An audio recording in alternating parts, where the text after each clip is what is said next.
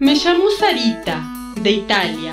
Me dijo que quería venir al Uruguay a invertir en una propiedad. Y como sabía que yo soy operador inmobiliario, me pidió que le diera una breve descripción del ordenamiento civil uruguayo. Le comenté que si quería hacer un negocio jurídico, sí, un negocio jurídico, una declaración de voluntad en un orden reconocido por el derecho.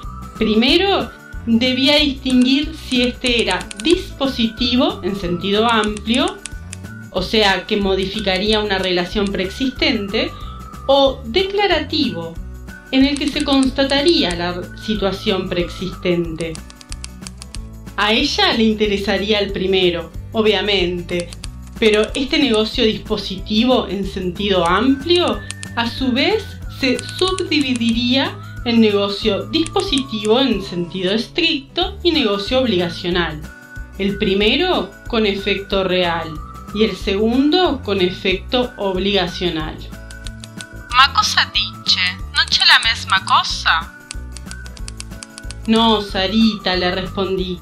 El negocio dispositivo en sentido estricto puede ser traslativo, constitutivo o extintivo, pero solo los dos primeros importan enajenación, y en los negocios obligacionales hay que distinguir los que son títulos hábiles con los que no son títulos hábiles para la traslación del dominio.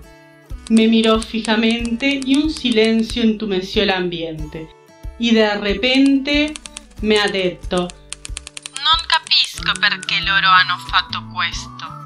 Te lo simplifico. Tienes un contrato, que es un negocio dispositivo, en sentido amplio, y tienes un modo, que es un negocio dispositivo en sentido estricto. El primero generará eficacia obligacional, con el principio de la relatividad de los contratos. Y el segundo, erga omnes, que no es otra cosa que el pasivo universal, o sea, los terceros deberán respetar tu derecho. Con la yuxtaposición de ambos se generará la eficacia real.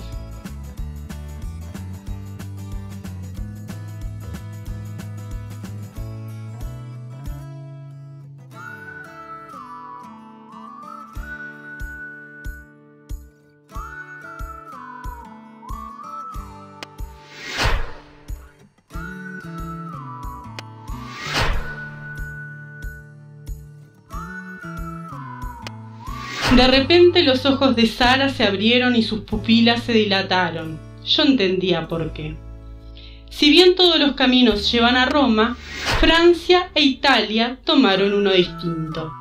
En el derecho uruguayo el contrato, como en el derecho romano, genera eficacia obligacional para los negocios traslativos y constitutivos.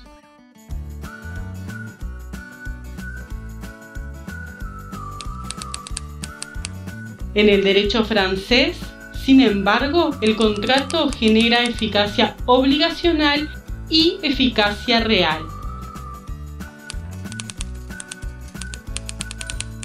Al igual que el italiano, aunque luego de 1942 ellos agregaron a los negocios extintivos y modificativos como enajenaciones. Sí, Sara. La venta de cosa ajena en Uruguay vale, entre las partes, sin perjuicio de que otro presente un título mejor. Pero de ello hablaremos en otro video, después de que Sara me haya visitado. El siguiente video no se vincula ni representa a ninguna facultad ni universidad, y no se permite